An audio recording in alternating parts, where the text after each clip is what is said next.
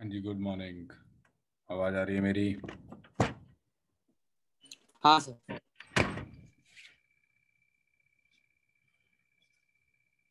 Homework था कुछ?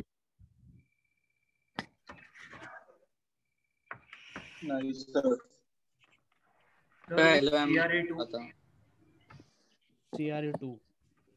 CRE2 की डिस्कशन पेंडिंग है हमारी, है ना? Yes sir. Yes sir. ठीक है जी, CRE2 की डिस्कशन करते हैं जल्दी से। पहले मैं एक टॉपिक कंप्लीट कर दूं, फिर करते हैं। मेरे को एटॉमिक स्ट्रक्चर में एक्सरेज और पढ़ाना है, मैं वो पढ़ा दूं, फिर करते हैं। हाँ सर। Okay sir.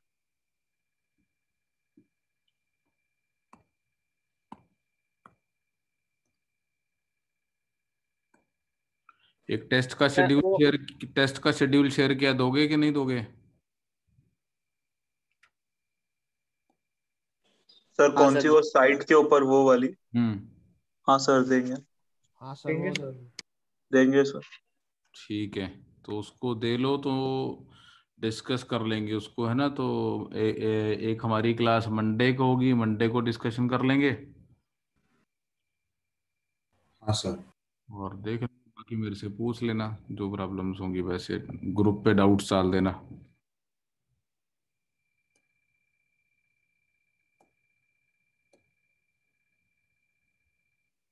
आर्यन कुछ बोल रहा था। सर वो आपको LOM और वर्क एनर्जी के आंसर की है तो भेज सकते हो। LOM और वर्क एनर्जी की आंसर की नहीं है मेरे पास। ठीक है सर। उसकी आंसर की LOM की शायद होगी मेरे पास, ढूंढता हूँ, देखता हूँ। मैं इधर उधर पड़े होंगे कहीं ना कहीं आंसर्स, मैं ढूंढ के भेजता हूँ तुम्हें। वर्क एनर्जी के तो शायद दूसरे ग्रुप के बच्चों ने मुझे पोस्ट किए थे, तो अगर आप लोग कॉमन उस ग्रुप पे डाल दोगे तो मैच हो जाएंगे। उसके बाद देख लेते हैं, जो मिसमैच होंगे वो डिस्कस कर लेंगे, और क्या। ठीक है। LOM की मोस्ट लाइकली मेरे पास हैं आंसर्स, मैं LOM के भेज दूंगा। और वर्क एनर्जी के तुम लोगों ने डाले थे ना, दूसरे ग्रुप वाले बच्चों ने, तो एक बार यार सारे डाल दो इस ग्रुप पे, आपस जो मिसमैच होगा डिस्कस कर लेंगे, ठीक है? तो हमने अभी तक जो पढ़ा है उसमें हमने स्ट्रक्चर ऑफ एटम पढ़ा, बोहर्स एटॉमिक मॉडल पढ़ा, और बोहर ने एक बहुत इंपॉर्टेंट पॉइंट रखा था, mv r = NH/2 पाई। और फिर हमने डी ब्रॉगली वेवलेंथ भी पढ़ा हमने डी ब्रॉगली वेवलेंथ के बारे में।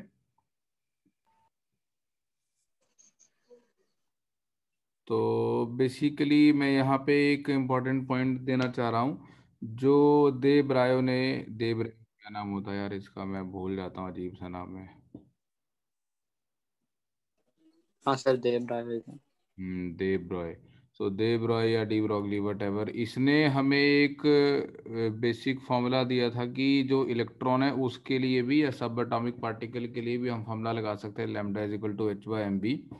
और बोहर ने एक क्वांटाइजेशन प्रिंसिपल दिया था, और जिसमें उसने बोला था कि अगर इलेक्ट्रॉन ऑर्बिट में रिवॉल्व कर रहा है तो उसका इंटीग्रल मल्टीपल ऑफ h/2 पाई होना चाहिए। तो अगर हम इलेक्ट्रॉन के वेव नेचर को कंसिडर करें, और जब भी आप एक वेव को कन्फाइन कर देते हैं किसी रीजन में मूव करने के लिए, स्टैंडिंग वेव बना देते हैं, तो यू अंडरस्टैंड की क्वांटाइजेशन पिक्चर में आ जाती है। जैसा कि आपने देखा है कि अगर एक स्ट्रिंग है और वो दोनों एंड्स पे फिक्स्ड है, और स्ट्रिंग की लेंथ L है, तो यहाँ पर भी नोड होना चाहिए और यहाँ पर भी नोड होना चाहिए। तो length of the string must be an integral multiple of λ/2। तो यहाँ से वेवलेंथ क्वांटाइज हो गई, फ्रीक्वेंसी भी क्वांटाइज हो गई, है ना? तो जैसे ही आप किसी वेव को एक रीजन में कन्फाइन कर देते हैं, तो वहाँ पे क्वांटाइजेशन पिक्चर में आ जाती है। तो दे ब्रोहे के कॉन्सेप्ट के बाद कि इलेक्ट्रॉन का वेव नेचर होता है, वहाँ से बोहर्स क्वांटाइजेशन प्रिंसिपल को जस्टिफाई किया जा सकता है बाय सजेस्टिंग कि अगर हमारे पास इलेक्ट्रॉन कन्फाइंड है एक r रेडियस के ऑर्बिट में रिवॉल्व करने के लिए, so this must be there must be a standing wave pattern formed over here. और अगर यहाँ पर एक स्टैंडिंग वेव पैटर्न बन रहा है, तो जो भी पैटर्न बन रहा है वो एक कंटिन्यूस पैटर्न होना चाहिए, और वो एक कंटिन्यूस पैटर्न तभी होगा जब हमारी जो 2πr है इसकी लेंथ वो एक इंटीग्रल मल्टीपल होगी वेवलेंथ लैम्डा की, और लैम्डा को मैं लिख सकता हूं h/mv। सो यहां से बोहर्स क्वांटाइजेशन प्रिंसिपल जस्टिफाई हो जाता है।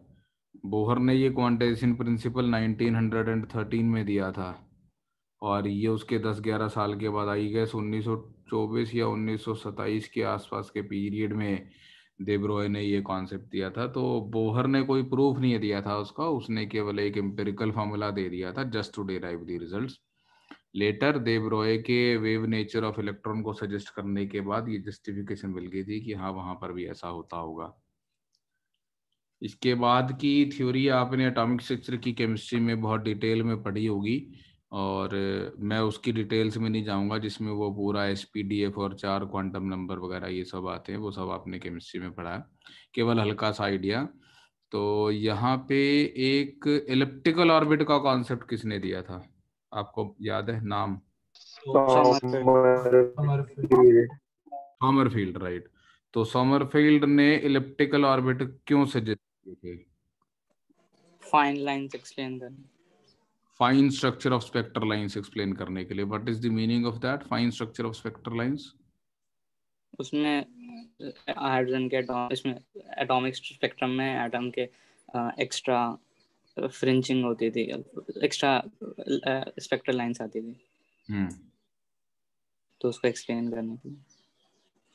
कुछ इसके आगे का मैथ्स भी पढ़ाया, बस इतना ही पढ़ा कि हाँ इसने एलिप्टिकल ऑर्बिट का कॉन्सेप्ट दिया था? नहीं, उसका मैथ्स नहीं पढ़ा।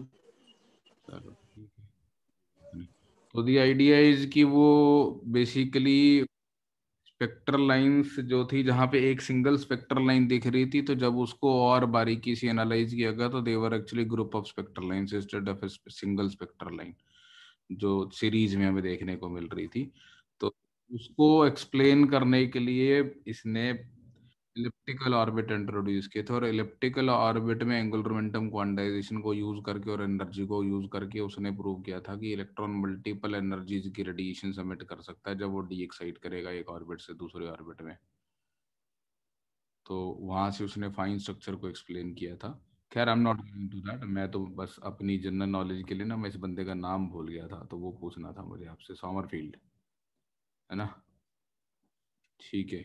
तो एक ये चीज याद रखनी है। एक इस पे फिजिक्स के पर्सपेक्टिव से एक क्वेश्चन आता है, वो that is electron trapped in a linear या वन डायमेंशनल वेल। अगर आपका यहाँ पे जो इलेक्ट्रॉन है वो एक कंटिन्यूस ऑर्बिट में, सर्कुलर ऑर्बिट में ट्रैप्ड है, और मैं इसका एक डिफरेंट पर्सपेक्टिव ले रहा हूँ। एक इलेक्ट्रॉन एक लीनियर वन डायमेंशनल वेल में ट्रैप्ड है, मतलब it is confined to stay in this length L. एक आप थिन ट्यूब मान लो, और एक electron is confined to stay in this tube only. तो अगर इलेक्ट्रॉन जैसा एक पार्टिकल जो वेव नेचर एग्जिबिट कर सकता है, अगर आप उसको कन्फाइन कर देंगे यहाँ पर रहने के लिए, तो that will be again a standing wave. और अगर हम उसको स्टैंडिंग वेव से कंपेयर करेंगे तो उसके पाए जाने की प्रोबेबिलिटी एंड्स पे 0 होनी चाहिए, तो दोनों एंड्स पे नोड बनना चाहिए। और यहाँ से लेमडा की वैल्यू, लेंथ की value n times lambda by 2 हो जाएगी। So the possible wavelength which the electron can have if it is confined in a one dimensional well is 2l/n, और लैम्डा को h/p लिख सकते हैं। तो यहाँ से हम ये कह सकते हैं कि अगर एक इलेक्ट्रॉन को आप ट्रैप कर देंगे वन डायमेंशनल वेल में, then its linear momentum will be quantized and it will be an integral multiple of the quantity h/2l, and therefore its kinetic energy will also be quantized, and its kinetic energy will be n square h square by 8 ml square। 8 ही आएगा ना? तो ये दो results, और आपने इसके ऊपर JEE में कई बार अलग अलग तरीके से डिफरेंट क्वेश्चन पूछे जाते हैं। तो एक पार्टिकल वाली वेव को हमने कन्फाइन कर दिया किसी रीजन में रहने के लिए, तो उस पे क्वांटाइजेशन कैसे लगेगी? अभी नकुल क्या हो गया आज?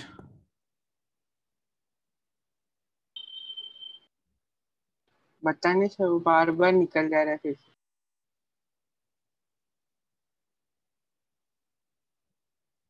चलो लेट अस सी। ठीक है जी, किसी को कुछ पूछना है यहाँ तक?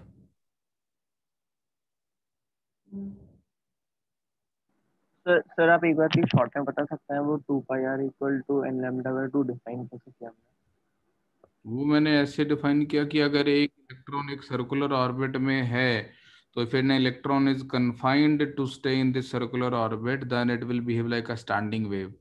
And for that standing wave, ये डायग्राम को देख के पता चल रहा है कि अगर एक कंटिन्यूस वेव फॉर्म मुझे यहाँ पर बनानी है, तो ये 2 πr जो है वो एक पूरी वेवलेंथ का इंटीग्रल मल्टीपल होना जरूरी है। तो बस स्टैंडिंग वेव वाली बात क्यों कही गई? क्योंकि इलेक्ट्रॉन वेव नेचर एग्जिबिट करता है and it is trapped in a certain region, तो it stays in that region, that means it is a standing wave. अगर आपने वेव को एक रीजन में कन्फाइन कर दिया कि भैया यहीं रहना है, कहीं और नहीं जाना, so it becomes a standing wave ना। तो सर अगर हर 2 पाई के बाद कुछ फेज डिफरेंस आ भी रहा होता तब भी कंफाइंड होता ना सर उसी में, मतलब स्टैंडिंग वेव बनना जरूरी होता? मतलब अगर फेज डिफरेंस आ स्टैंडिंग रहा वेव हो। का मतलब है वेव कहीं नहीं जा रही। ट्रैवलिंग वेव का मतलब होता है वेव कंटिन्यूसली एक डायरेक्शन में ट्रेवल करती जा रही है। क्या यहाँ पे ऐसा हो रहा है? मतलब इलेक्ट्रॉन ऑर्बिट में ट्रैवल कर ही सकता है इफ भी।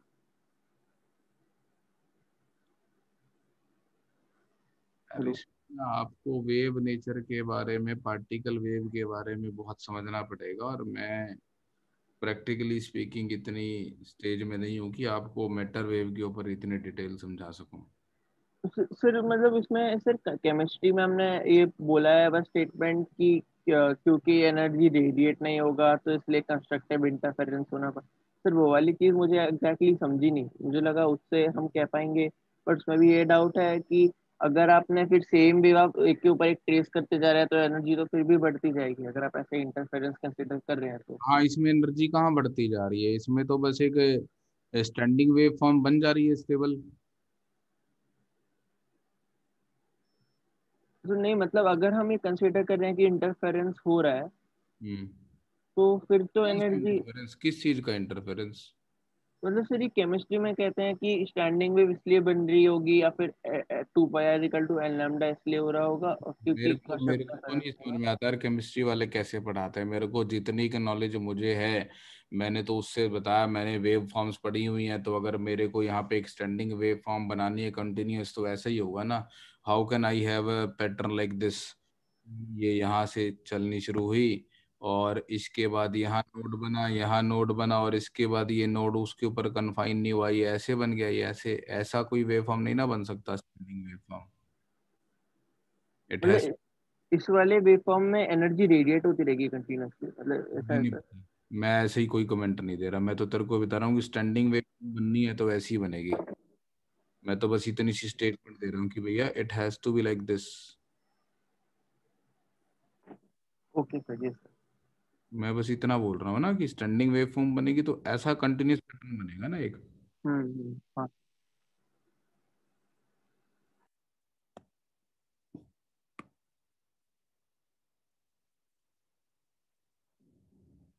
और मैटर वेव्स के बारे में मतलब, तो जो वेव फॉर्म बोलते हैं वो मतलब वो वेव मतलब इलेक्ट्रोमैग्नेटिक वेव ही बोलते हैं ना? नहीं नहीं, it is not an electromagnetic wave, it is a probability wave. Particles की पाई जाने की प्रोबेबिलिटी होती है, वो प्रोबेबिलिटी जो आप ये श्रोडिंजर वेव इक्वेशन लिखते हो, del square psi by del x square, इसमें आपका ये साई प्रोबेबिलिटी को रिप्रेजेंट करता है ना शायद, साई स्क्वायर। हाँ सर, हाँ सर। हाँ तो sir. probability of finding an electron at a point in space is a wave function. Electromagnetic waves के अंदर the electric field is a wave function. SHM जो हमारी मैकेनिकल वेव्स होती है उसमें displacement of the particles is a wave function.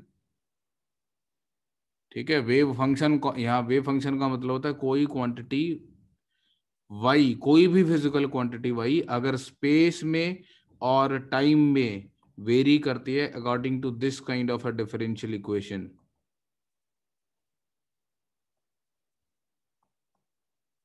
कोई भी quantity है y, दिस क्वांटिटी y में be electric field in space, this quantity y may be the probability of finding an electron at any point in the space, or this quantity may be the displacement of the particles in space. ये अगर position और time के साथ ऐसे very करती है तो उसको हम वेव फंक्शन बोलते हैं। मैं मैथमेटिकली ये समझता हूँ।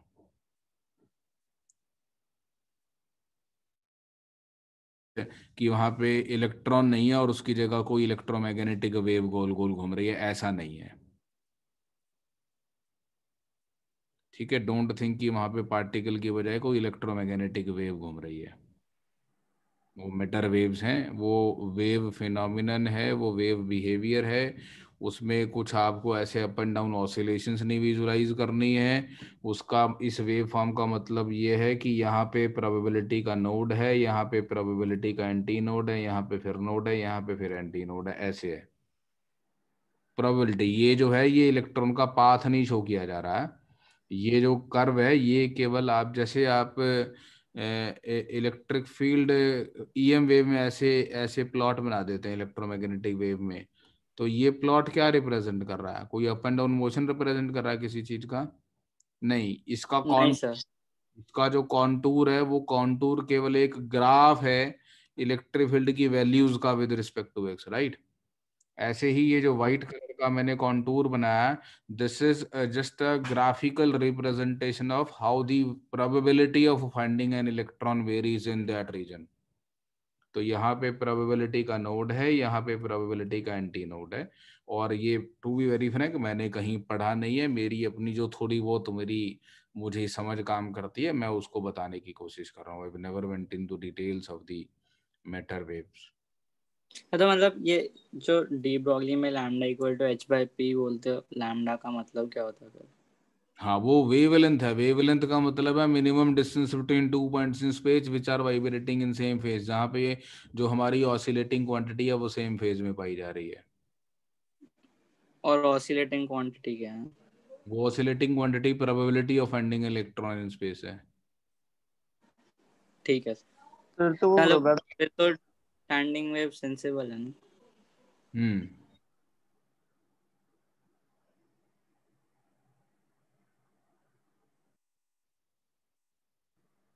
सर मतलब हम एक ऑर्बिट में फिक्स कर सकते हैं क्या कि हमें इसी पोजीशन पे नोड मिलेगी और इसी पोजीशन पे एंटीनोड मिलेगी, क्योंकि अगर स्टैंडिंग वेव फंक्शन बन रहा है तो हम उसे फिक्स कर पाएंगे।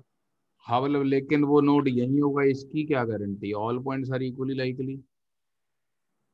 यहाँ तो फ्रीज कर सकता हूँ कि भैया ये दो नोड्स होंगे, हाँ है ना? सर। हाँ सर। उस ऑर्बिट में नहीं फ्रीज कर सकता मैं। सर और तो अगर ये केवल बहस कर सकते हैं क्योंकि मैं आपको कोई भी रीजनेबल आंसर नहीं दे सकता। तो don't believe in my answers to be very frank, है ना? मेरे आंसर्स पे बिल्कुल विश्वास नहीं करें। केमिस्ट्री के क्वेश्चंस के लिए केमिस्ट्री के टीचर से आंसर पूछें, फिजिक्स में आपसे पूछे नहीं जाएंगे। फिजिक्स में स्टैंडिंग वेव पे ये क्वेश्चन पूछा जाता है। सर केमिस्ट्री के टीचर बोल देते हैं कि फिजिक्स के टीचर से पूछ लो। नहीं, फिर मैटर वेव्स के बारे में अगर वो बोल रहे हैं या वो श्रोडिंगर वेव इक्वेशन के बारे में तुमसे एक्सपेक्ट कर रहे हैं कि फिजिक्स का कोई बंदा बताएगा, तो मैंने नहीं पढ़ा और कोई भी फिजिक्स का टीचर आपको श्रोडिंगर वेव इक्वेशन पढ़ाता हुआ नहीं मिलेगा। अगर आपको वो पढ़नी है, मैंने पहले भी एक मॉडर्न फिजिक्स की बुक आपको रिकमेंड की थी, you can go and read Arthur Beiser, but I don't recommend that at this point of time, है ना? ये टाइम नहीं है उन चीजों में ड्वेल करने का। Okay sir. अगर आप हायर लेवल पे फिजिक्स का कोर्स लेंगे कुछ, या बीटेक में भी जाएंगे, तो उसमें भी आपको फिजिक्स में रिलेटिविटी और ये सब चीज़ें मिलेंगी। वहाँ पे धीरे धीरे आप कॉन्सेप्ट डेवलप करेंगे कि हाँ ये क्या हो रहा है। लेकिन ये जो ड्यूअल नेचर ऑफ वेव है, मतलब इलेक्ट्रोमैग्नेटिक वेव्स का, लाइट का ड्यूअल नेचर और पार्टिकल का dual nature, till date there is no exact theory on this, it is all theory. कोई एग्जैक्ट लॉज ऑफ नेचर नहीं है हमारे पास इस ड्यूअल नेचर को एक्सप्लेन करने के लिए। मैं तो, जब मेरे को बच्चे ज्यादा परेशान कहते हैं तो मैं बोहर की एक स्टेटमेंट देता हूँ, सुनियो शायद तुमने, बोहर ने दी थी, if you are not confuse by quantum mechanics you don't understand it. चलो फाइनमैन ने बोला था। है नहीं, बोहर ने बोला था। सर इसमें आपने एन डिफाइन किया क्या, मतलब एन और कुछ डिपिक्ट करता है क्या? या फिर एक बस? n is an integer. Okay sir.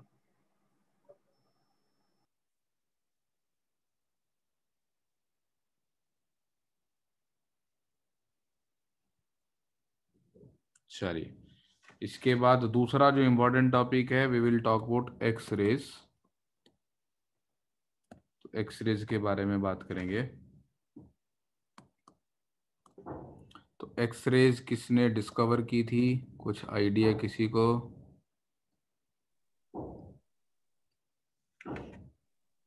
रोएंट ji. Pronunciation नहीं पता। प्रोनाउंसिएशन मुझे भी नहीं पता, बस ठीक है, ऐसे ही अपनी हिंदुस्तानी इंग्लिश में रॉन्जन बोल देते हैं इसको, एंड आई डोंट नो, मैंने कभी चेक नहीं किया how do we pronounce it. और they are also known as, एक बड़ा टिपिकल सा वर्ड है, उसकी प्रोनाउंसिएशन छोड़ो, मुझे इसकी स्पेलिंग भी नहीं पता। ब्रेमस्ट्रॉलिंग रेडिएशन क्या होती है? Let me search for that word, मिल जाए तो। हाँ, ये रही, BREHMSTRALUNG।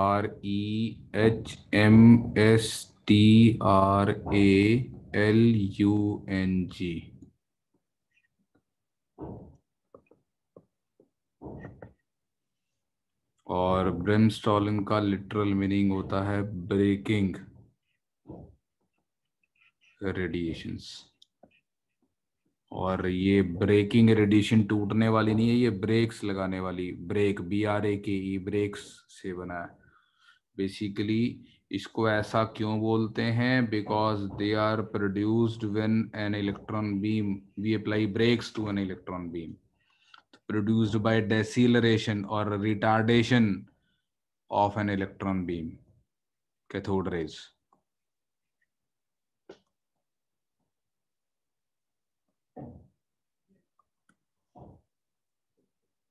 ठीक है,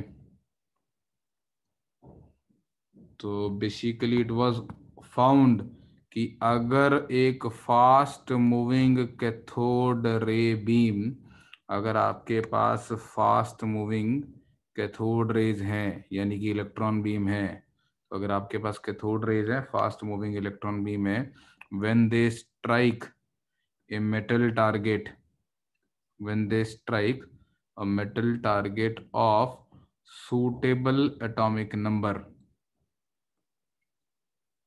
when they strike a metal target of suitable atomic number, electromagnetic radiations having wavelength of the order of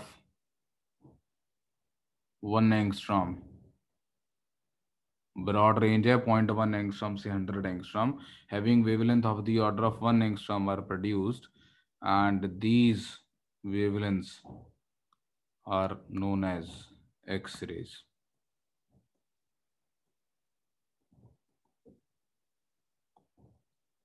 तो ऐसा मुझे हल्का फुल्का याद है इसकी डिस्कवरी के बारे में, मैंने काफ़ी पहले पढ़ा था कि इसने ऐसा ऑब्जर्व किया कि एक फोटोग्राफिक फिल्म थी और उसको अच्छे से कवर करके रखा हुआ था, जो फोटोग्राफ डेवलप करने के लिए फोटोग्राफिक फिल्म होती है उसको अच्छे से कवर करके रखा हुआ था, but accidentally they were exposed to an apparatus where there was a cathode ray beam, और वो देखा गया कि यार वो तो अफेक्ट हो गई, and they were like affected. जैसे आपने एक एक्सरे करवाया आपने कभी, या देखा तो होगा एक्सरे, तो एक ट्रांसपेरेंट फिल्म होती है, एक ट्रांसपेरेंट फिल्म होती है, और जब इस ट्रांसपेरेंट फिल्म में से एक्सरेज पास की जाती हैं तो ये ब्लैकन हो जाती है। और अगर आपने कभी फ्रैक्चर किसी का हुआ हो और आपने एक्सरे करवाया हो या लंग्स का एक्सरे वगैरह करवाया हो, तो क्या करते हैं, एक फोटोग्राफिक फिल्म रखते हैं, उस पे आपको अपना हाथ रखने को बोलते हैं, आप उस पे अपना हाथ रखते हैं और फिर ऊपर से एक्स रेज पास करते हैं, तो आपकी जो स्किन के टिश्यूज हैं वो तो एक्स रेज को एब्जॉर्ब नहीं कर पाते, लेकिन आपकी जो बोन्स हैं वो एक्स रेज को एब्जॉर्ब कर लेती हैं। तो जहां जहां पर आपकी बोन्स हैं वहां से एक्स रेज इस फिल्म से पास नहीं कर पाती, बाकी की सारी फिल्म एक्स रेज को एक्सपोज हो जाती है, तो बाकी की सारी फिल्म ब्लैकन हो जाती है, और जहाँ पे आपकी बोन्स होती हैं वहां पे वाइट कलर बच जाता है। तो आपकी बोन्स की शेडो बन गई है एक तरीके से। उसमें देखा ना एक्सरेस में बीच में व्हाइट कलर का जो पैटर्न बनता है वो इसी तरह से बनता है। तो इट वाज डिस्कवर्ड कि एक इनविजिबल रेडिएशन जनरेट हुई कैथोड रेज को मेटल टारगेट से स्ट्राइक करने पर, which could affect a photographic film. तो सिंस जब ये डिस्कवर हुई थी तो इनके बारे में कुछ नहीं पता था, तो इनको नाम दे दिया एक्सरेज। जैसे मैथ्स में किसी वेरिएबल के बारे में नहीं पता होता उसको एक्स मान लेते हैं, तो पता तो बहुत कुछ कर लिया इसके बारे में, बोलते अब भी एक्सरेज ही है इसको। And this Bremsstrahlung word is specifically used because they have been produced by the retardation of the electron beam. The production of X-rays is also known as inverse photoelectric effect. The production of X-rays is also known as inverse photoelectric effect. Photoelectric effect में light radiations, electromagnetic radiations metal पे fall करती हैं और उससे electron beam निकलती है। इसमें उसका रिवर्स हो रहा है, इलेक्ट्रॉन बीम मेटल को स्ट्राइक कर रही है और उसमें से इलेक्ट्रोमैग्नेटिक रेडिएशंस निकल रही हैं। नोट कर लिया यहां तक, आगे चलें।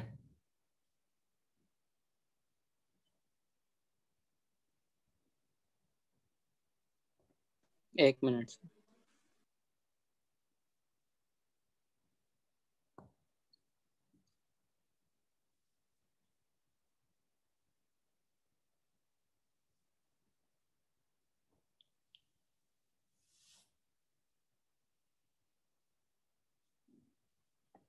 सर ये ब्रेकिंग रेडिएशन भी एक्सरे रेंज में होता है? इन्हीं को बोलते हैं एक्सरेज को ही ब्रेमस्ट्रॉलिंग रेडिएशन या एक्सरेज बोलते हैं। अच्छा अच्छा, is another name for X rays. Okay sir.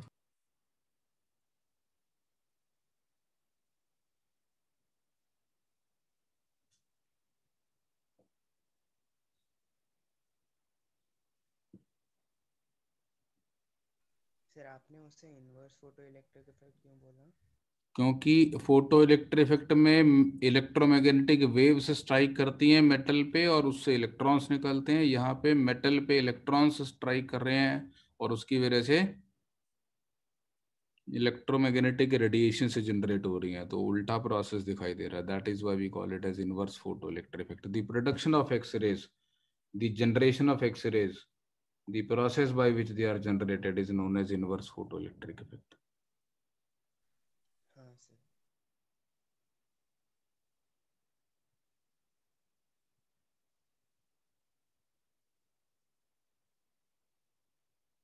कर दूं क्लियर? हाँ सर। हाँ सर। तो सॉमरफील्ड नहीं पूछते ना?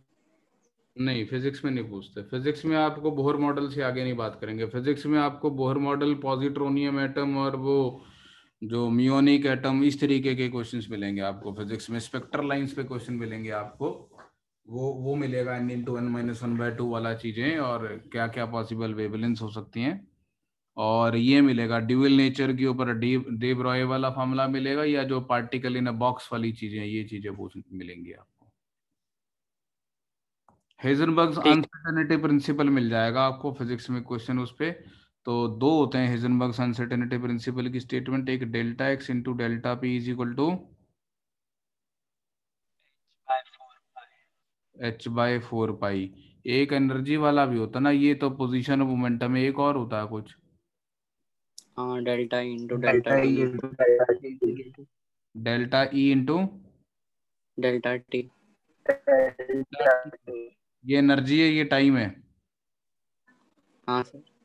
ये भी h/4 सर इक्वालिटी नहीं होती। Greater than equal, greater than equal to. हाँ। ये भी h/4 पाई होता है।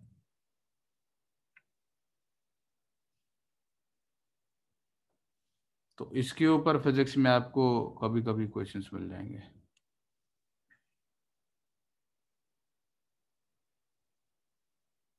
एक मिनट होल्ड करना जरा आप।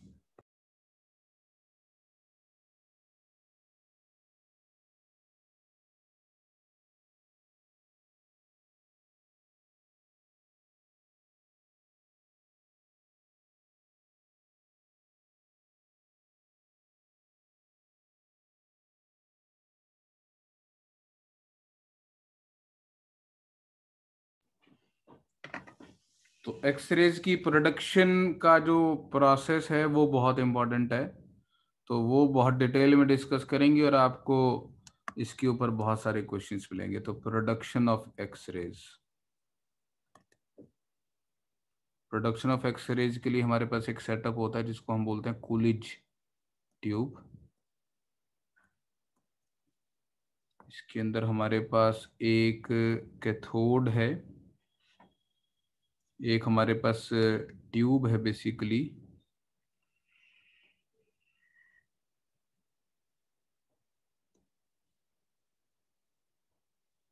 ऐसी एक ट्यूब है हमारे पास। इस ट्यूब में हमारे पास एक कैथोड है, बनाते जाओ साथ साथ, तो बाद में तुम्हें टाइम लग जाएगा बनाने में। एक हमारे पास एनोड है, ये जो एनोड है इसके अंदर यहाँ पे एक मेटल ब्लॉक फिट किया हुआ जिसके ऊपर हमारी कैथोड रेज आके स्ट्राइक करने वाली हैं ताकि इसमें से एक्स रेज जनरेट हो सकें। तो ये जो वाइट कलर से मैंने शेडिंग की है ये हमारा मेटल ब्लॉक को रिप्रेजेंट करता है। तो ये मेटल ब्लॉक आपका एक सूटेबल एटॉमिक नंबर का होता है, हैवी होते हैं आई थिंक मोलिब्डेनम और इस तरीके के आसपास के। और ये हमारा अदरवाइज एक कंडक्टिंग मटेरियल है एनोड, और इस कैथोड को हमने नेगेटिव से कनेक्ट किया, positive negative positive negative positive, और यहाँ पे हमने वी वोल्टेज लगाई है। इस वी वोल्टेज को हम बोलते हैं एक्सेलरेटिंग वोल्टेज।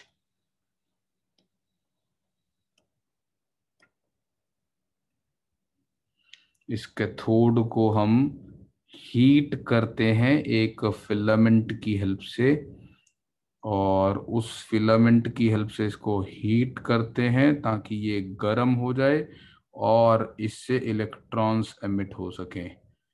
तो हाँ जी, बना लिया यहाँ तक। हाँ सर। तो इस फिलामेंट की हेल्प से इसको हीट करते हैं, लिखते जाएंगे साथ साथ। Filament is used for heating the cathode, और कैथोड को हीट करने की वजह से उसमें से इलेक्ट्रॉन्स एमिट होते हैं। तो ये जो एमिशन ऑफ इलेक्ट्रॉन्स हो रहा है इसको हम बोलते हैं थर्मायोनिक एमिशन। तो तीन तरीके के एमिशन ऑफ इलेक्ट्रॉन्स जनरली हमें देखने को मिलते हैं, एक फोटो इलेक्ट्रिक एमिशन, एक फील्ड एमिशन जो कैथोड रे ट्यूब एक्सपेरिमेंट था जिसमें हम एक गैस डिस्चार्ज ट्यूब बनाते हैं, उसमें फील्ड एमिशन होता है। हम इतनी स्ट्रॉन्ग इलेक्ट्रिक फील्ड क्रिएट करते हैं कि वो कैथोड में से इलेक्ट्रॉन्स को खींच के बाहर निकाल लेती है, दैट इज फील्ड एमिशन।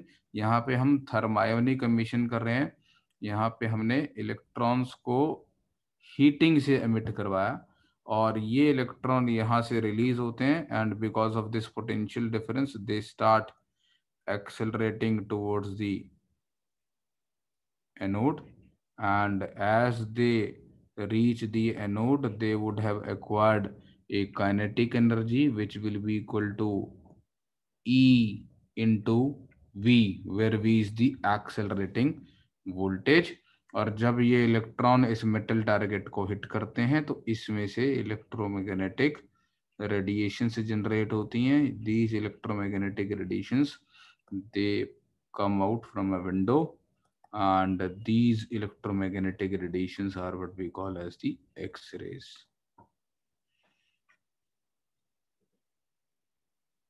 बना लिया सर 2 नहीं मिनट। Sir, 1 minute.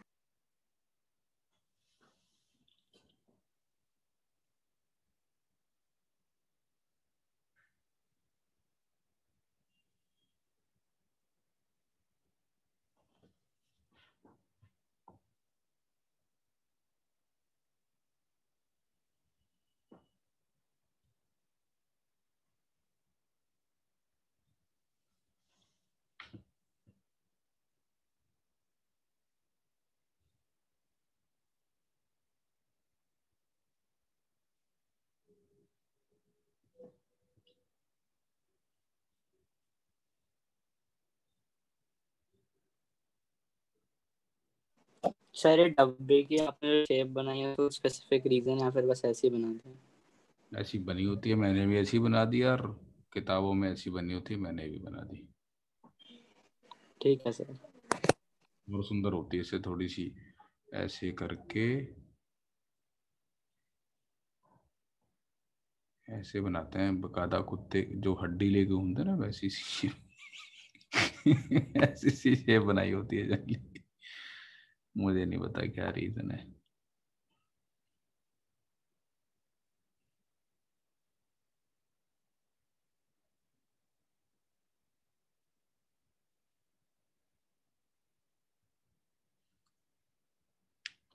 तो ये इलेक्ट्रॉन बीम हमारी, हाँ जी बना लिया, चलूं आगे। हाँ हाँ सर। हाँ सर। सर हाँ सर। इलेक्ट्रॉन बीम हमारी मेटल टारगेट को हिट करती है और उसमें से इलेक्ट्रोमैग्नेटिक रेडिएशन जनरेट होती हैं। तो इसलिए इनको ब्रिमस्टॉलिंग या ब्रेकिंग रेडिएशन बोलते हैं, बिकॉज ये रिटार्डेशन ऑफ इलेक्ट्रॉन बीम से जनरेट हुई है। और हमें ये बिल्कुल अच्छे से मालूम है कि एक चार्ज पार्टिकल को अगर आप एक्सेलरेट करते हो तो वो रेडिएशन से जनरेट करता है। तो यहाँ पे जो हमारी रिटार्डिंग इलेक्ट्रॉन बीम है, जो इलेक्ट्रॉन बीम मेटल टारगेट में एंटर करती है और वहां पे रिटार्ड करती है, तो ये हाई स्पीड इलेक्ट्रॉन बीम हमारी जब रिटार्ड करती है तो दे लूज एनर्जी। इसको ज़्यादा अच्छे से बोलूं तो this electron beam the high speed moving electrons strike the metal target, they undergo collisions, and in these collisions they lose energy, and this energy lost comes out in the form of X-ray photons। ठीक है।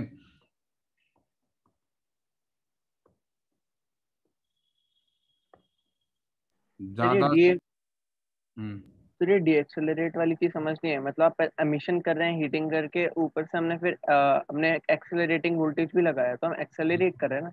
हाँ, accelerate कर लिया, उसके बाद जब वो metal target को हिट करते हैं तो they come to rest all of a sudden inside the metal target, right. हाँ अच्छा, ओके सर, ये सही है सर। और ऐसा कह सकते हैं कि वहां पे इन इलेक्ट्रॉन्स के कोलिजन्स हुए मेटल टारगेट के साथ, they interact with the lattice, they strike into the metal target, they come to rest, and during these collisions they will lose energy. And collisions में कितनी एनर्जी लूज कर सकते हैं, तो there is no exact boundation, क्योंकि वहां पे quantization picture में नहीं आ रही है। ये एटम के अंदर न्यूक्लियस के अराउंड घूमने वाले इलेक्ट्रॉन्स नहीं है, ये फ्री स्पेस में मूव कर रहे थे इलेक्ट्रॉन। और जब ये नॉर्मल मेटल के अंदर एंटर करते हैं तो वहां पे इनकी एनर्जी में कोई क्वांटाइजेशन नहीं लगती है, इसलिए they can lose any amount of energy, but the maximum energy obviously they can lose is the kinetic energy which they have. So the maximum energy that they can lose in a collision is EV. There is no lower limit to that, there is an upper limit। और इसके corresponding जो photon निकलेगा वो least wavelength का होगा। तो दो least wavelength हमारी कूलिज ट्यूब सेटअप से जनरेट होती है, उसकी वैल्यू HC/E/V। और ये हमें डेटा याद होगा, आपको भी याद होगा मुझे लगता है, इसकी वैल्यू 12,400/V एंगस्ट्रॉम में आंसर आ जाता है अगर आप V वोल्ट में पुट करेंगे यहाँ पर। तो फॉर एग्जांपल आपने एक्सेलरेटिंग वोल्टेज 10,000 वोल्ट लगाई अगर कूलिज ट्यूब में, तो you will be able to generate X rays with the smallest wavelength of 1.24 angstrom, right? हाँ यस तो इसको कट ऑफ वेवलेंथ बोलते हैं, इसको मिनिमम नहीं कट ऑफ वेवलेंथ बोलते हैं।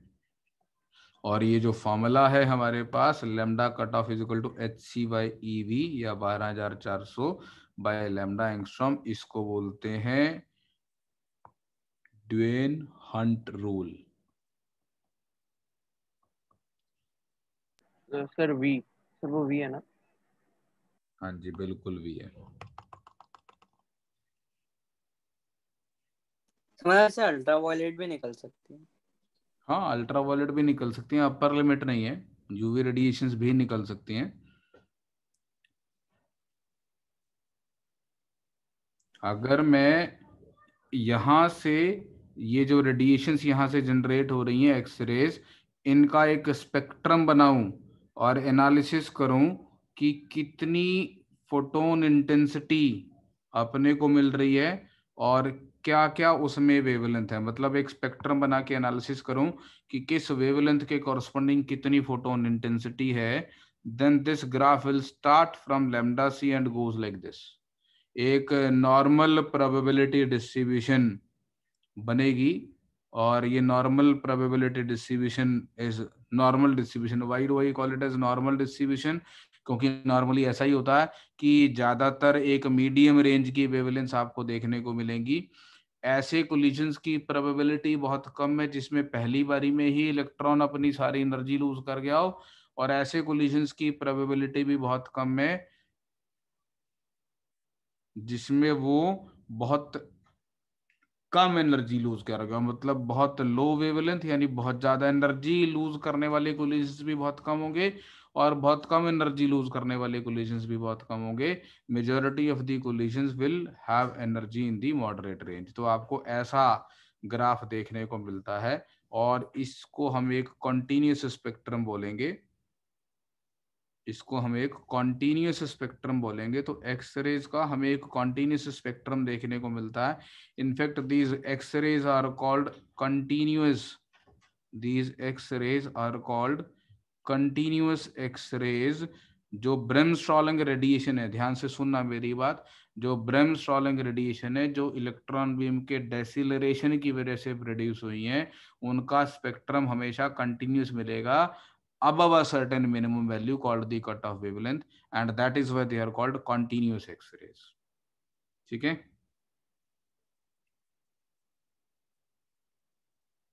कुछ पूछना है यहाँ तक? जो मेटल्स जो इलेक्ट्रॉन कोलाइड किया मेटल के साथ वो अभी भी फ्री इलेक्ट्रॉन ही है। हाँ, फ्री उसको बोलते हैं जो उसके मतलब मेटल में, यार मेटेलिक बॉन्डिंग में क्या होता है, आउटर इलेक्ट्रॉन्स तो फ्रीली घूम सकते हैं ना मेटल के अंदर। हाँ सर। हाँ, तो ये अभी वहां पर है, ये उसके ऑर्बिट में नहीं पहुंचा, मतलब इट हैज नॉट ठीक है स्टार्टेड रिवॉल्विंग इन दी ऑर्बिट।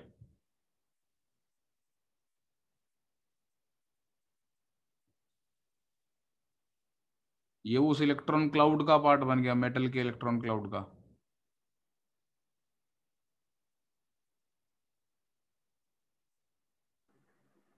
सर बस आप एक बार प्लीज ये ग्राफ रिपीट कर सकते हैं, इसमें आपने क्या बताया? मैंने ये बताया कि ये ग्राफ एक नॉर्मल प्रोबेबिलिटी डिस्ट्रीब्यूशन को रिप्रेजेंट करता है। The probability that collisions will lose almost the entire energy in the very first collision, इसकी प्रोबेबिलिटी बहुत कम होगी। इसलिए आपको इनके कॉरस्पॉन्डिंग बहुत लो वेवलेंथ के कॉरस्पॉन्डिंग इंटेंसिटी कम देखने को मिल रही है, और बहुत हाई वेवलेंथ यानी बहुत कम एनर्जी लूज करने वाले कोलिजन्स की प्रोबेबिलिटी भी कम होगी। इसलिए आपको बहुत हाई वेवलेंथ के कॉरस्पॉन्डिंग भी फोटोन इंटेंसिटी कम देखने को मिल रही है। आपको ज्यादातर फोटोन इंटेंसिटी एक मॉडरेट रेंज ऑफ वेवलेंथ में देखने को मिल रही है। तो पीक का कुछ होता है क्या? सर लैम्डा सी पे तो उसने मिनिमम एनर्जी लूज की होगी ना, मैक्सिमम रिटेन करी होगी ना? लूज की होगी लैम्डा सी पे, क्या सर? मैक्सिमम एनर्जी लूज की होगी लैम्डा सी पे। तू यार सुन के नहीं आता है पीछे से। सर ईवी तो मतलब एनर्जी जो अपने गेन कर ली है वो नहीं है सर। हाँ, तो अगर पहले ही कोलिजन में सारी एनर्जी लूज कर गया तो जो वेवलेंथ जनरेट होगी वो सबसे छोटी होगी कि नहीं होगी? Okay sir, okay sir, okay. ये बात मैंने पहले बोली थी कि नहीं बोली थी? हाँ सर, सॉरी सर, मैं थोड़ा कंफ्यूज हो गया था। बोलती कहानी एकदम से बीच में क्यों कंफ्यूज हो जाता है, ध्यान से सुनता क्यों नहीं है?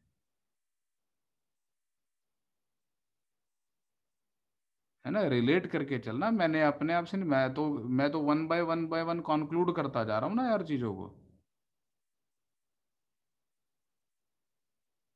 मॉसलेस लॉ सुना है आप लोगों ने? Yes sir. क्या होता है?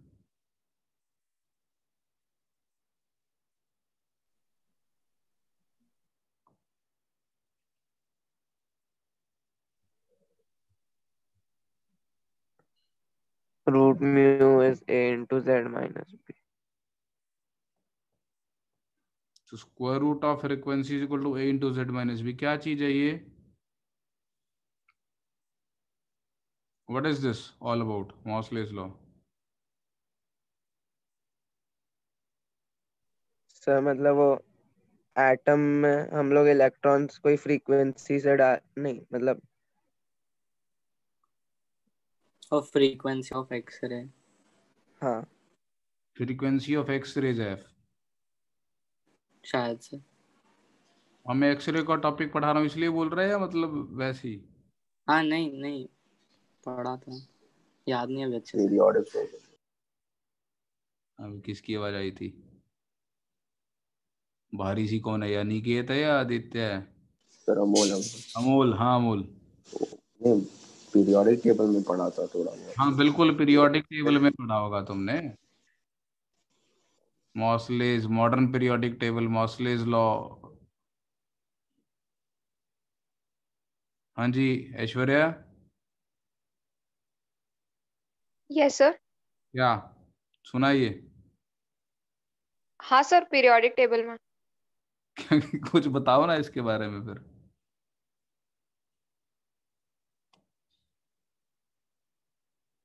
नकुल।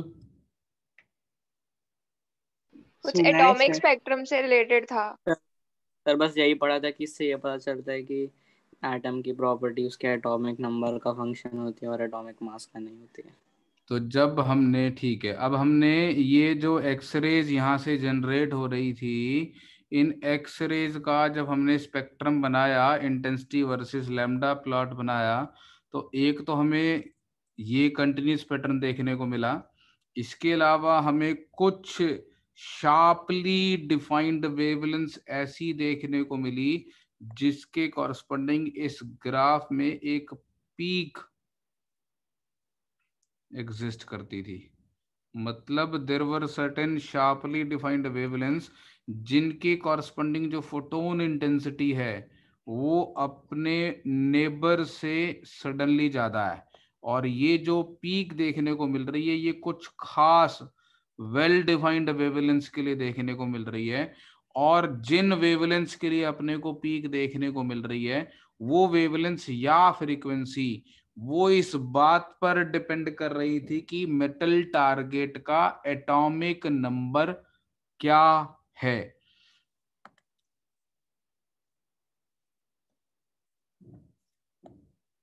तो एक्चुअल स्पेक्ट्रम का जो ग्राफ है आपको दोबारा से बनाना पड़ेगा। So when we draw the spectrum of the X-rays, we find that in general the graph is like this, but there is a set of sharply defined wavelengths for which the graph shows sudden peaks. और ये जो peaks थी इनकी जो wavelengths थी ये sharply defined थी and their wavelengths are found to be a characteristic property of the atomic number of the metal target used, and their frequency is related to the atomic number of the metal target by this formula, and these set of X-rays are called characteristic X-rays.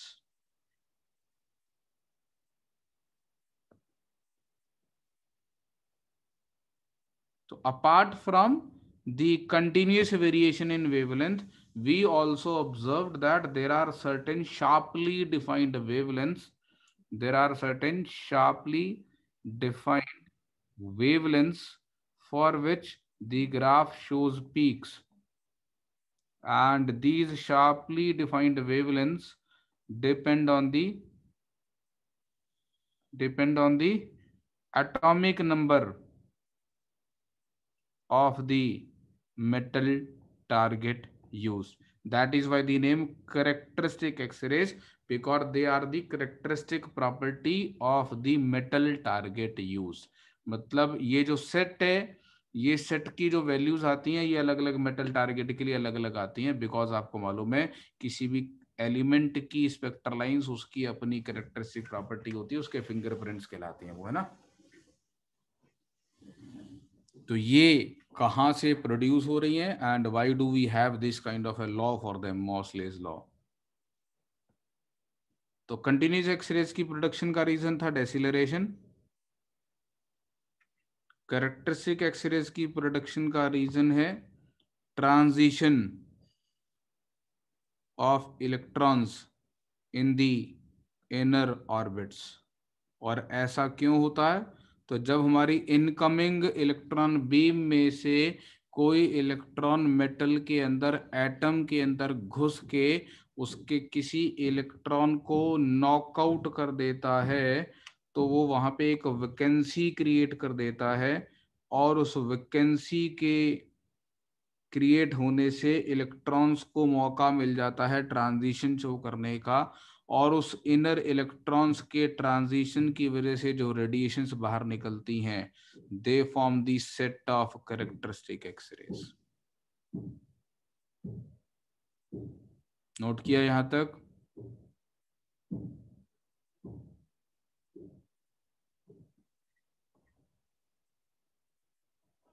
एक minute.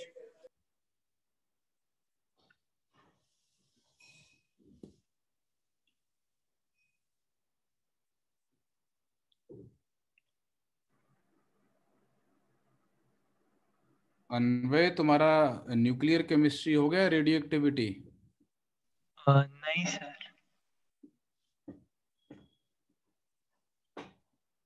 Chemistry में radio activity नहीं पढ़ा तुम लोगों ने? नहीं। No sir. नहीं sir. एक बार वो इनसे भी शेयर कर देना लिंक यार, ये भी देख लेंगे वीडियोस। सार्थक? हाँ सर। दोबारा डाल दी ग्रुप में वो। ठीक है सर। सर वो पहला लेक्चर सर ने भेजा नहीं अभी तक, वो पहले 11th का गलती से भेज दिया था। कोई बात नहीं, जितने हैं वो देख लो, फिर उससे क्या होगा, शायद ग्रुप पे पहले भेजा हुआ है। जब मैं पढ़ाऊंगा तो हो जाएगा। नहीं, एक बार डाल देना। वो 11th का था, फिर मैं सर से फिर से कहा था तो सर ने लेक्चर 2 का डाल दिया था, फिर से लेक्चर 1 नहीं आया। मैंने अटेंड किया भाई लेक्चर 1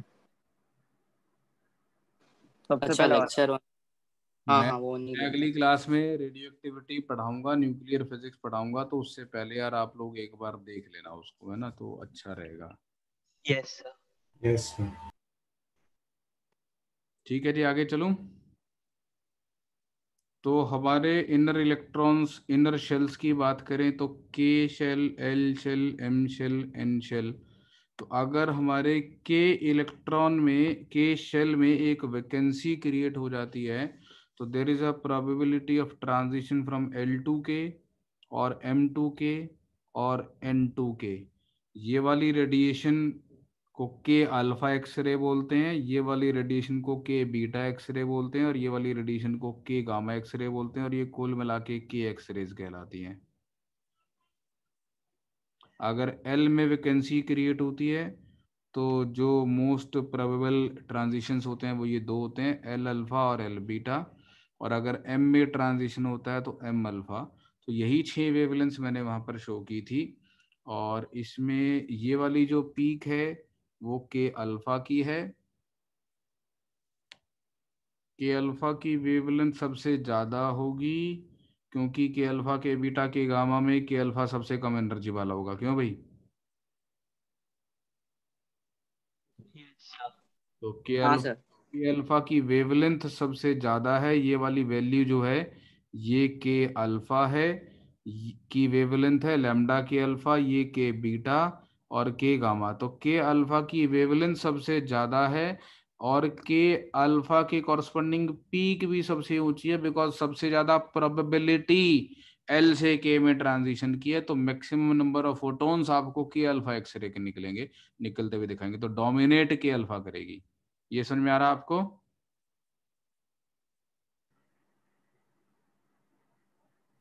हाँ सर। हाँ सर।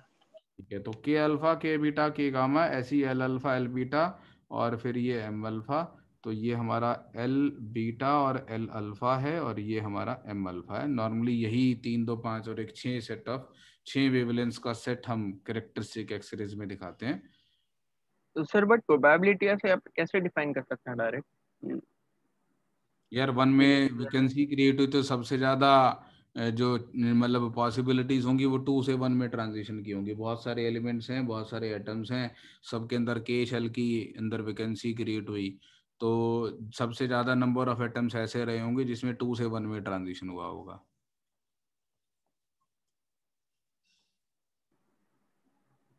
ऑब्जर्वेशन टाइप है सर ये। नहीं ठीक है। लग रहा मेरे को तो अच्छा लग रहा है यार। ये वाले इलेक्ट्रॉन को सबसे ज्यादा चांसेस हैं ट्रांजिशन शो करने के। चलो ठीक है, तो मतलब एनर्जी वाइज कहना क्या, क्योंकि एनर्जी सबसे कम है, इससे ज्यादा चांसेस है। नजदीक लग रहा था मुझे तो इसलिए लग रहा था। एनीवेज, तो अब यहाँ पे जब के अल्फा की अगर मैं बात करूं तो 1/λ के अल्फा की value R Z* squared into 1/1 - 1/4 होगा। क्यों भाई? इन जनरल 1/λ की वैल्यू RZ² होता है। और अगर के हाँ एक्सरेज की बात कर रहे हैं तो के एक्सरेज की बात कर रहे हैं तो लेमडा के अल्फा के लिए ना, हाँ लेमडा के अल्फा के लिए होगा ना 1 - 1/4। एम आई राइट? तो यस सर। 1 हाँ बाय सर। लेमडा के अल्फा की वैल्यू, और के अल्फा के लिए जेड की वैल्यू Z-1 होती है, Z* की वैल्यू। और ये केमिस्ट्री में बताया जाता है आपको स्क्रीनिंग फैक्टर का इफेक्ट लगा के। और अगर मैं इसकी फ्रीक्वेंसी निकालना चाहता हूँ तो दोनों तरफ C से मल्टीप्लाई कर देता हूँ। तो frequency of K alpha X ray will be C/λ of k alpha, which will be RC into 3/4 into Z-1 whole square. And from here I get root f k alpha is equal to 3RC/4 times Z-1, which takes the form root f is equal to A into Z-B। तो आप different elements के sir वो Z-1 क्यों लिखा? Z* नहीं पढ़ा तूने? तो वो -1 नेसेसरी नहीं होता ना। के अल्फा के लिए -1 होता है। अच्छा हाँ हाँ हाँ, ठीक है ठीक है। 2 से 1 में ट्रांजिशन के लिए 1 होता है। Z* नहीं हाँ पढ़ा? सर, Z* हाँ स्क्रीन। सर, नहीं सर, मुझे लगा आपने इन जनरल 1 लिखा। नहीं, के अल्फा की बात हो रही है। हाँ भी विनीत, सर आपने Z* के लिए क्या बोला, एक बार वापस बताइए। स्क्रीनिंग फैक्टर अकाउंट करके इफेक्टिव एटॉमिक नंबर निकालते हैं ना हम। हाँ हाँ ठीक है, करते हैं। तो root F is equal to A into Z-B। तो आप डिफरेंट एलिमेंट्स की सर वहाँ पे रूट आएगा ना ऊपर, √3RC/। √3RC/4 into Z-1। तो के अल्फा के लिए ए की वैल्यू √3RC/4 और बी की वैल्यू 1। आपको फिजिक्स में न्यूमेरिकल्स के अल्फा पे मिलेंगे। तो के अल्फा के लिए बी की वैल्यू 1 होती है और ए की वैल्यू √3RC/4 होती है। ठीक है।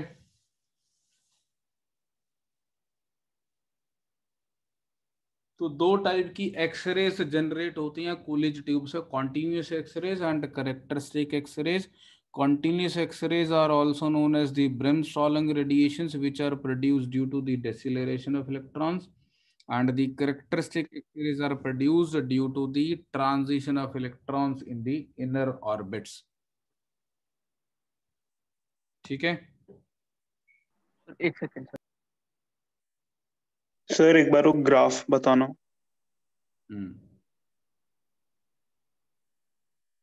कौन सा ग्राफ? ये वाला ऊपर जो बनाया था उसमें? हाँ सर, इसके ऊपर सर वो मार्क करना था।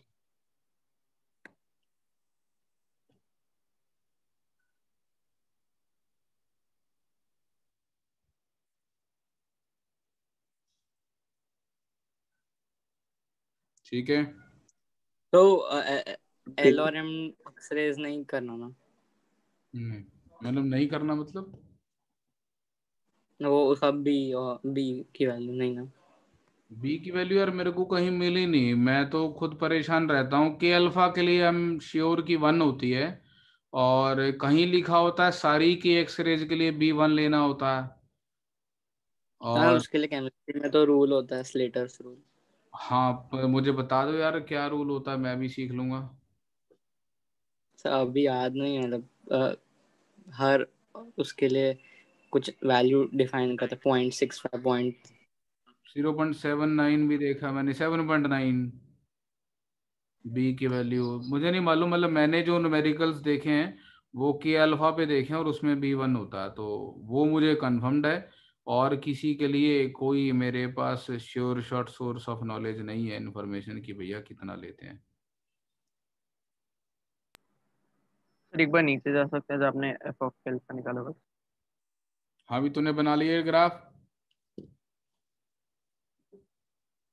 हाँ सर।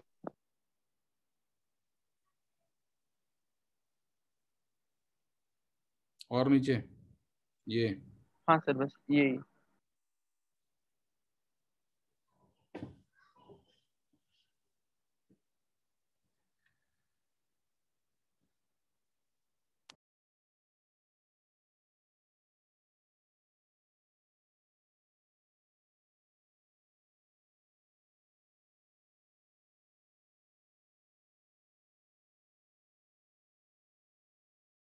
सर हाँ जी सर, जो इसमें वैकेंसी क्रिएट होगी इनर शेल में, वो इवेंचुअली आउटर मोस्ट तक ट्रैवल करके जाएगी ना, मतलब ट्रांजिशन होते होते? हाँ जो, लेकिन बाकी ट्रांजिशंस हैं उनकी वेवलेंथ रेंज जो है वो हमारी एक्सरेज में नहीं आती, और आउटर ऑर्बिट्स में जनरली जो वेवलेंथ रेंज है वो विजिबल रीजन में लाई करती है। अच्छा अच्छा, ठीक है सर। तो आप अगर आप ग्राफ देखेंगे तो ग्राफ में तो सब आ रहा है ना, और जैसे जैसे आप दूर चलते चले जाते हैं वहां पे बहुत क्लोजली स्पेस एनर्जी लेवल्स आ जाते हैं, तो वहां पे ऑलमोस्ट कंटिन्यूस स्पेक्ट्रम देखने को मिलता है आपको। जो KLMN है यहाँ तक तो आपको डिस्क्रीट मिलेगा स्पेक्ट्रम, इसके बाद एनर्जी लेवल्स इतने क्लोजली प्लेस्ड हो जाएंगे कि वो आपको डिस्क्रीट नहीं दिखता, वो ऑलमोस्ट कंटिन्यूस सा हो जाता है। Okay sir.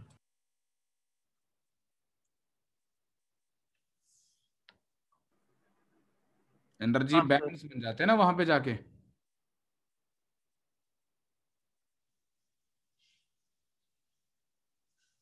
ठीक है चलें आगे। हाँ सर। अब इसमें आपको क्वेश्चंस पूछे जाते हैं, स्कूलिज ट्यूब में एक्सेलरेटिंग वोल्टेज इंक्रीज करने से किस फैक्टर पे इम्पैक्ट आएगा। तो एक्सेलरेटिंग वोल्टेज इंक्रीज करने से आपकी कट ऑफ वेवलेंथ बदल जाएगी,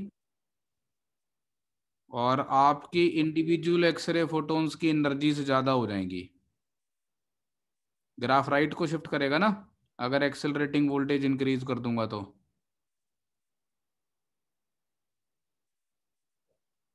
So if I increase the accelerating voltage, the graph will shift towards right, and what you will observe is that on an average the X-ray photons come out with greater energy.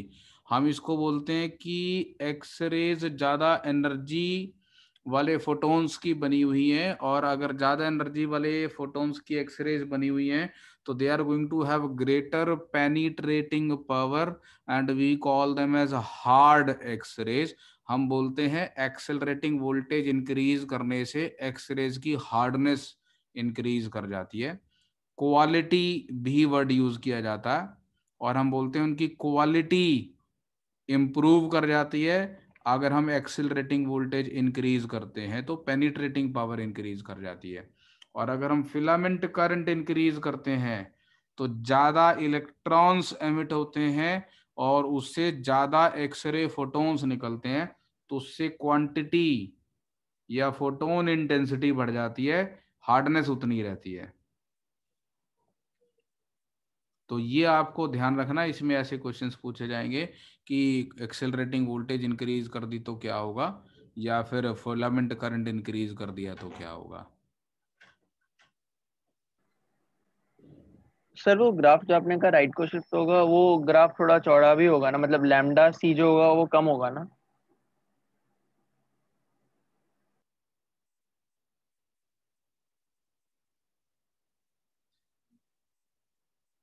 Graph मैंने गलत बोल दिया, right को shift होगा, graph left को shift होगा।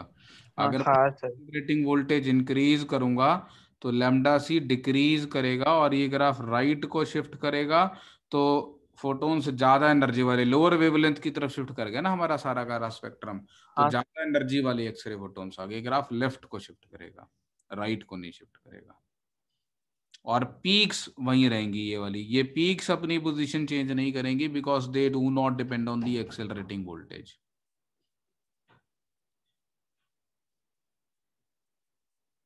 ठीक है,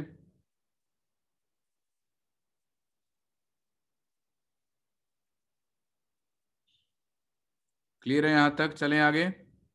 सर एक सेकंड, सर एक सेकंड ऊपर जा सकते हैं? यहाँ पे हाँ सर, बस हार्डनेस और क्वालिटी लिखना है।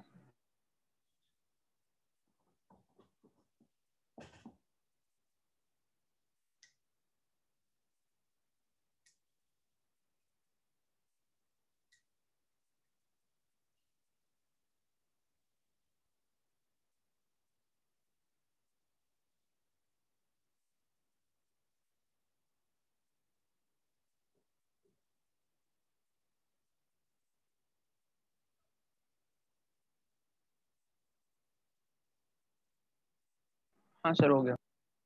चलिए,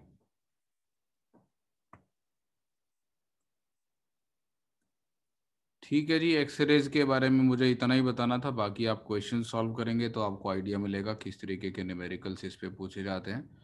तो प्रीटी स्ट्रेट फॉरवर्ड क्वेश्चंस होंगे इस पे। तो हम अपनी CRE की डिस्कशन करते हैं, CRE 02।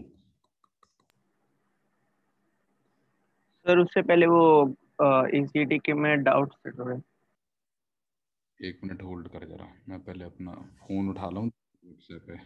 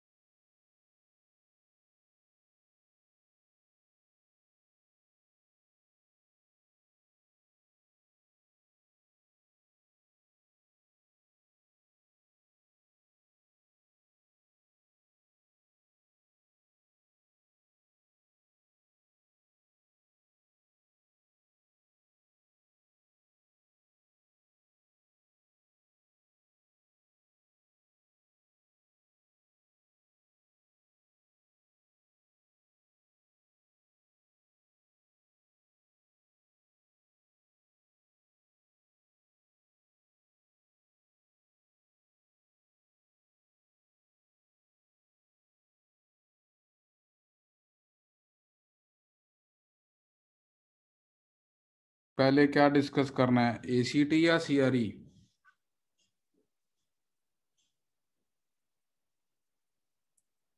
बोलो।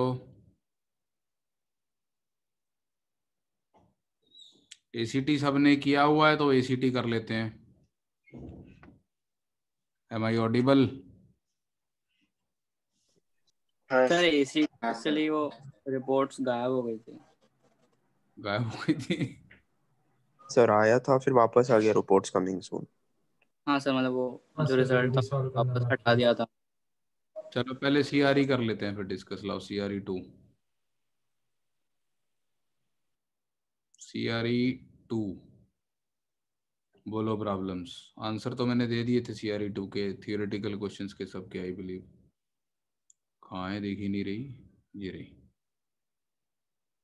हाँ जी, CRE 2 में बोलो डाउट्स।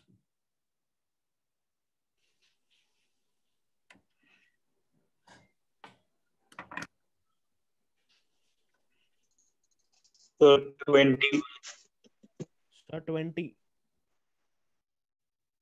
20 आंसर। हाँ सर 20। 20 क्या आंसर नहीं मैच कर रहा? सर मतलब वो उसने 2/3 डबल फर्स्ट सर एक्साइट वो double mu the change mass ही ऑफ नहीं होगा ना? Double the mass of electron, और इसका ट्रांजिशन हो रहा है to the first excited level. Find the longest wavelength that will be emitted. Sir वो इन्फिनिटी से आएगा तो आंसर आएगा। सर वो मास डबल करने से रिडबर्ग कांस्टेंट बदलेगा। बदल जाएगा। हाँ, रिडबर्ग कांस्टेंट चेंज हो जाएगा। तो फिर भी नीचे 5 नहीं आता। एनर्जी माइनस आता है। स्क्वायर होती है, मास डबल होगा तो एनर्जी डबल हो जाएगी, एनर्जी डबल हो जाएगी तो वेवलेंथ आधी हो जाती होगी। एनर्जी डबल कर लो तो रिडबर्ग कांस्टेंट डबल कर लो, आप ऐसे कह लो चाहे। तो 1/λ is equal to R Z square 1/n1 square minus 1/n2 square में आप r की जगह 2r लिख लो, क्योंकि एनर्जी डबल हो जाएगी। मुझे ऐसे याद रहता है, v पे डिपेंडेंट नहीं थी, मास पे डिपेंडेंट थी, ऐसा मुझे याद है। अब consider the Bohr's atomic model sir कुछ दिया possible transition to first excited level. तो possible transition to first excited level, तो इन्फिनिटी से 1 वाला जो ट्रांजिशन है उसमें लॉन्गेस्ट वेवलेंथ आएगी ना? नहीं, 2 से 1 वाले में आएगी ना? 3 से 2 वाले में आएगी ना? हाँ सर। हाँ सॉरी, 3 से 2 first excited. 1/λ is equal to 2r z तो उतना ही है, और 1/4 माइनस 4 माइनस 1/9। 9, तो 2r इंटू 5/36 आ तो रहा आंसर यार। और क्या कहानियां बता रहे हो तुम मेरे को, क्या करूं? तब मुझे लगा कुछ दिया नहीं तो ग्राउंड स्टेट में देना होता। नहीं, possible transition to first excited level, longest possible wavelength कौन सी हो सकती है इसकी, है ना? ठीक है, और बोलो।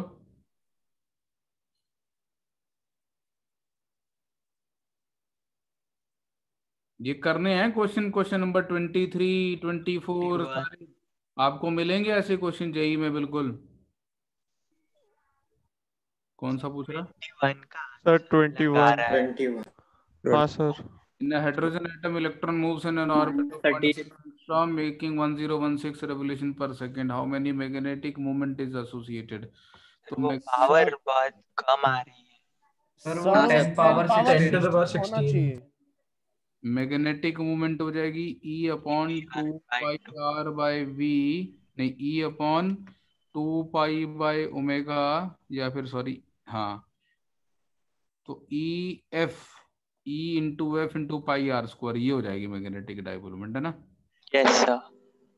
तो 1.6 इंटू 10⁻⁹ कितनी फ्रीक्वेंसी दे रखी है उसकी? 1016 into pi 3.14 into radius is 0.25 into 10⁻20। ओए होए, पावर तो बहुत भयानक आएगी। हाँ सर। सर और 10 पावर 16 होना चाहिए, 10 16 नहीं। हाँ ये है, ये 10⁻16 रेवोल्यूशंस पर सेकंड होगा, फिर पावर भी मैच कर जाएगी शायद। हाँ सर, उससे आता हाँ है। सर आता है सर उससे। हाँ सर, हाँ फिर आ जाएगा। यार 16 नहीं है, सर। वो 10⁻16 है। कर लो, करेक्शन कर लो, और बोलो। सर 28।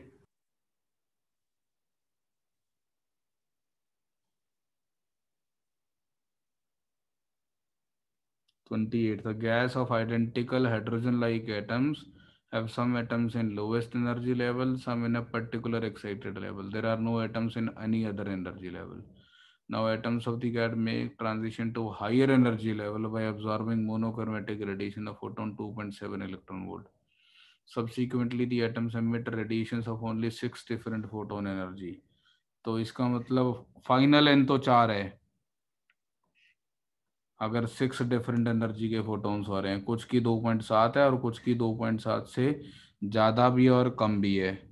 तो 1 2 3 4, और यहाँ से ये वाले ट्रांजिशन भी हो सकता है, ये भी हो सकता है। तो कुछ 2.7 एब्जॉर्ब करके गए थे, राइट? इसका मतलब एक तो n इज इक्वल टू 1 वाले हैं, दूसरा जो n है वो 2 या 3 में से कोई है, और 2 और 3 का 4 के साथ जो डिफरेंस है वो आपको 2.7 इलेक्ट्रॉन वोल्ट दिया हुआ है। तो कर लोगे या मैं सॉल्व करके बताऊं? मतलब क्या 2 से जाएगा। तो ये 2.7 आ रहा है।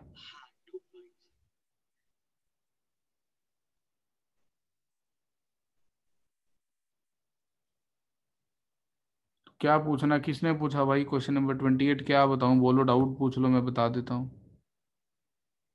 सर करता मैं ट्राई, समझा मुझे। ठीक है, और बोलो। सर 31 का 31 का हाँ सर 31 पूरा ही बता दूं? Second one.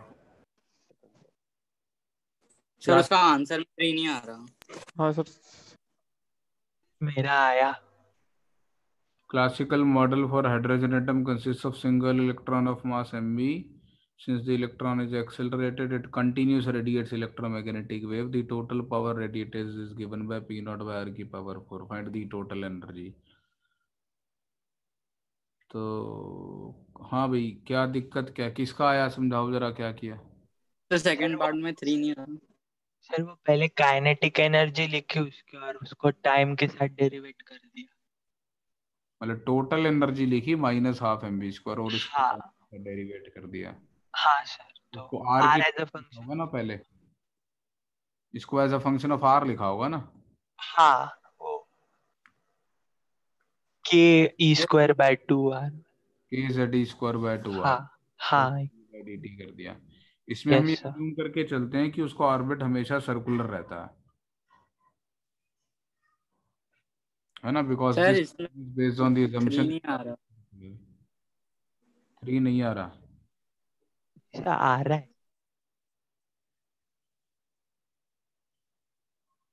क्या आ रहा है फिर? 3 नहीं आ रहा तो वही आ रहा है। कुछ नहीं आ रहा, बस 3 नहीं आ रहा। मतलब 1 आ रहा है 3 की जगह? हाँ सर।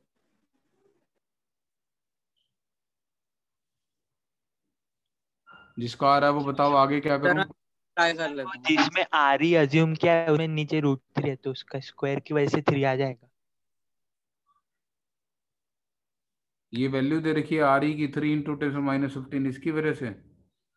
वो जो सारी पूरी वैल्यू दी है उसमें नीचे √3 है ना, तो उसकी वजह से आंसर में 3 आ जाएगा। मतलब आर उन कांस्टेंट को सब आर के टर्म्स में लिखते टाइम। ये वाली वैल्यू जब पुट करेगा, ऐसा बोल रहा है। हाँ हाँ भाई आर्यन। सर मैंने कुछ कैलकुलेशन में मिस्टेक किया होगा, मैं वापस कर लेता हूँ। चलो ठीक है, और किसी को कुछ पूछना है इसमें?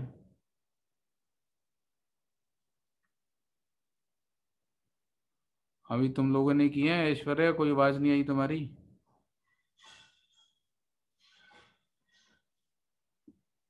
ऐश्वर्या, हिमांशु। सर सारे नहीं हुए। सारे नहीं हुए सर। सारे नहीं हुए या सारे नहीं किए, दो अलग अलग बातें हैं।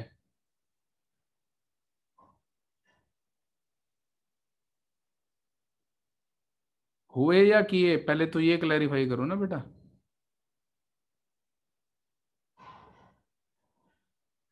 क्या मन नहीं किया कैलकुलेशन करने का?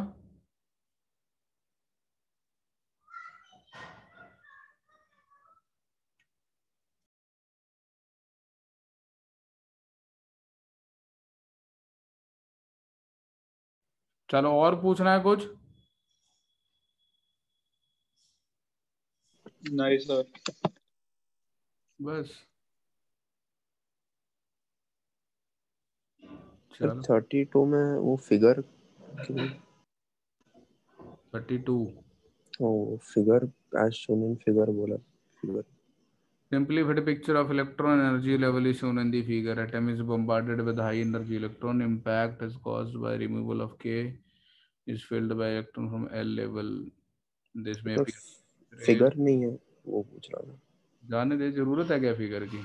अच्छा ठीक है, मैं करता हूँ फिर। ठीक है छोड़। मुझे तो नहीं लग रहा इस क्वेश्चन को देख के फिगर की जरूरत है। ठीक है मैं कर।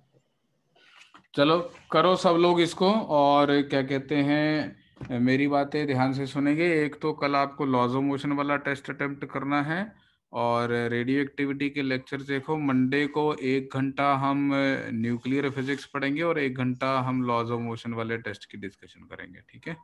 सर वो लॉज ऑफ मोशन ये सब कहाँ है सर? मैंने कल चेक किया, दोनों में अल्टीमेट कोर्स वाला भी और नॉर्मल वाला भी। रिवीजन टेस्ट के अंदर दूसरा टेस्ट है, पहला टेस्ट काइनेमेटिक्स है, दूसरा laws of motion friction circular है। सर वो कितने देर की टेस्ट है? बेटे ये 1-1 घंटे के होंगे सारे, 1 घंटे या 1.5 घंटे के टेस्ट होंगे। सर 100 मिनट्स लिखा है। 100 मिनट्स के होंगे, 1.5 घंटे के ऑर्डर के हैं सारे। वो कोई स्पेसिफिक टाइम में अटेम्प्ट करना है, मतलब कैसे? 100 मिनट्स है तो 100 मिनट्स के अंदर करना पड़ेगा आपको। मतलब पूरे दिन में कभी भी कर सकते हैं? मतलब कभी भी कर सकते हैं, it is open for you, ऐसा कोई टाइम स्लॉट फिक्स नहीं। यू कैन ओपन, आज भी कर सकते हो, मैंने बोला संडे से करने को है, but you can start today also, open है वो सारे। ऐसा नहीं है कि आप संडे से पहले दे नहीं सकते। रात को 10 बजे, 11 बजे, 2 बजे, सुबह 3 बजे, जिस टाइम आपको नींद खुलती है, जिस आप ज्यादा एनर्जी में रहते हैं, उस समय कर सकते हैं। सर अल्टीमेट वाले में है क्या? हाँ जी, अल्टीमेट वाले में है। चलिए ठीक है, आज का सेशन मैं क्लोज कर रहा हूँ यहाँ पे, और मैं आपके साथ एक CRE और शेयर करूंगा जिसमें एक्सरेज और एटॉमिक स्ट्रक्चर के ऊपर और क्वेश्चंस होंगे। सर वो वेव ऑप्टिक्स के और कितने लेक्चर है? वेव ऑप्टिक्स के 2 देखे हैं अभी तक आप लोगों ने? 3 सर। 2 और होंगे। और वो न्यूक्लियर केमिस्ट्री। पहले न्यूक्लियर केमिस्ट्री देख लो आप अभी, और न्यूक्लियर केमिस्ट्री के 3 या 4 लेक्चर होंगे आई बिलीव। कितने हैं भाई न्यूक्लियर केमिस्ट्री के? सर 4 हैं सर। 4 उतने लेक्चर। ही हैं। 3 के 2 पार्ट हैं, 4 तो फुल भी भेज दिया। हाँ, मतलब जरूरी नहीं है कि आप सारे मंडे से पहले पहले देख लो। मैं मंडे को बिगिन, मैं ऐसा नहीं है कि मैं केवल ब्रीफ पढ़ाऊंगा, लेकिन मैं इसलिए बोल रहा हूँ क्योंकि फिजिक्स में एक ब्रीफ चीज पढ़ाई जाती है, केमिस्ट्री वाले थोड़ा सा न्यूक्लियर केमिस्ट्री में ज्यादा डिटेल में जाते हैं, इसलिए आई वांट कि आपका एक्सपोजर हो उस चीज का, है ना। सर वो 1 नहीं है तो सिर्फ 2, 3, 4 ही है लेक्चर, 3 है सॉरी सर। 2, 3, 4 देख लेना, कोई बात नहीं। मेरा पर्पस केवल इतना है कि जब मैं पढ़ाऊं तो आपको पहले से थोड़ी सी बातें मालूम, you will feel more comfortable. मैं स्क्रैच से पढ़ाऊंगा, मैं ये मान के नहीं पढ़ाऊंगा कि आपको पहले से आती है, but you will be comfortable और हम ज्यादा तेजी से काम कर पाएंगे उसमें, और कुछ नहीं है मेरा पर्पस। ठीक है, तो नहीं देख पाएंगे तो आपको तकलीफ नहीं होगी क्लास में, कोई ऐसा कुछ नहीं है। सर आप रिवीजन कैसे कराने वाले हैं? रिवीजन कैसे कराने वाला हूँ तो यार एक बार बैठ के तुम बताओ क्या चाहिए तुम्हें। एक तो मैं ये सोच रहा हूँ कि जो तुम्हारा conservation of linear momentum, impulse momentum theorem और रोटेशनल मोशन, इसके ऊपर प्रॉब्लम प्रैक्टिस सेशन रख लिया जाए तुम्हारा अच्छा सा। हाँ सर, वो रोटेशन में प्रैक्टिस कर रहा था सर। तो अच्छा, आप लोगों को, आप एक काम करेंगे, अगर आप लोगों को कोई पर्टिकुलर चैप्टर में ऐसा लगता है कि आपको पढ़ने की जरूरत है, तो यू टेल मी कि सर ये वाले चैप्टर में हमें एक लेक्चर चाहिए। Otherwise what I am doing is, मैं आपको शीट्स देने वाला हूँ सब्जेक्टिव टाइप प्रैक्टिस करने के लिए, और उसकी डिस्कशन करने वाला हूँ। और ये जो रिवीजन टेस्ट का शेड्यूल बना हुआ अल्टीमेट टेस्ट सीरीज में, ये सारे के सारे टेस्ट पेपर, और उसमें एक उसके ऊपर प्रोफिशिएंसी टेस्ट हैं चैप्टर वाइज, वो दोनों अपना टारगेट है सॉल्व करने के। अल्टीमेट टेस्ट सीरीज कोर्स में एक प्रोफिशिएंसी टेस्ट है, 3-3 घंटे के टेस्ट हैं हर चैप्टर पे, एक रिवीजन टेस्ट है जो 100-100 मिनट के टेस्ट हैं हर एक चैप्टर पे। तो ये दोनों मेरा टारगेट है, आपको सॉल्व करवा दूं पूरे और डिस्कस कर दूं। ठीक है सर वो जो वेंसडे को टेस्ट होने वाली उसकी टाइमिंग क्या है? वो मुझे नहीं पता, वो आ जाएगा। वो तो 6 घंटे का पेपर होगा ना वो तो। हाँ सर, तो उन्होंने टाइमिंग नहीं डाला सर ने, सिर्फ शेड्यूल डाला है। 10 से 10। ठीक है, ओके सर। ठीक है बेटे। सर अभी वो काइनेमेटिक्स वाला नहीं अटेम्प्ट करना ना? हाँ, पहले ये वाले कर लो ना, लॉज ऑफ मोशन और वर्क एनर्जी वाले। ठीक है सर। चलिए ठीक है बेटा। Thank you sir. Radhe Radhe sir. Thank you sir. Thank you sir. Thank you sir.